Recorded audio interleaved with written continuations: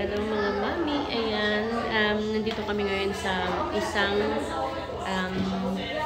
group for mga ganitong bata para masanay sila makipag-halubilo sa mga katulad nilang bata. Dito sila masasanay and the same time naglalaro sila. Ayan. Pero syempre may bayad. Once a week na pupunta dito itong bunso ko. Ayan. Kaya enjoy na siya. Oh? Do you like it here? Do you like it? Huh? Lalo na late siyang magsalita. Nagsasalita na siya pero hindi pa siya ganun ka yung salita niya. Konti-konti lang. Kaya maganda na dalhin siya dito. Hi, Kyle. Do you like it? Yeah. Oh. Isang taon siya dito. Pag gusto niya dito, isang taon. Hindi ko lang alam kung magkano babayaran namin. Kaya lang inaantok ako nagbabantay. Sa susunod, hindi ko na siya babantayan. Iiwan siya dito. Ano lang to?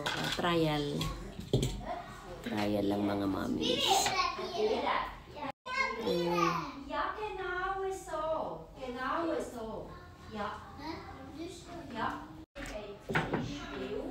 Ayan, ganyan dito guys. Naantok na nga lang ako.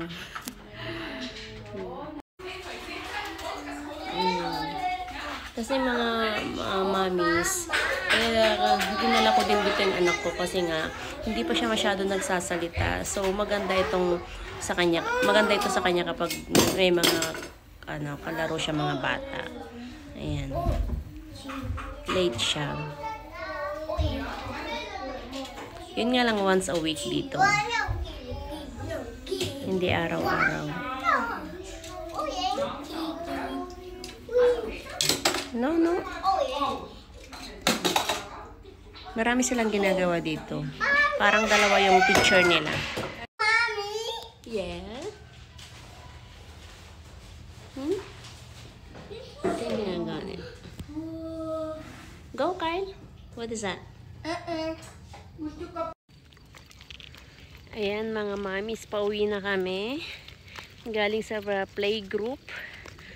Nag-trial lang muna ang aking bunso sa playgroup kasi maganda para sa kanya. Yung panganay ko, hindi ko siya dinala sa playgroup noon kasi mahal.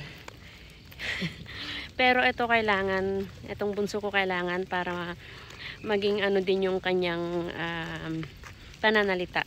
Dahil marami siyang mga kalarong bata doon. Ayun. Kaya malaking benefits sa kanya. Ayan. Pauwi na kami. Paakyat dito saglit lang. Ito nga lang yung dadaanan namin na shortcut. Ayan. Kasi kung dadaan kami dun sa ibang daanan, malayo. So ngayon, dito kami dadaan. Tapos dala-dala ko pa tong stroller. So kailangan maglakad muna yung sinasakay sa stroller. Kasi hindi pwedeng sumakay sa stroller na may stair, hindi nasira. Ayan. Wait lang mga mommies.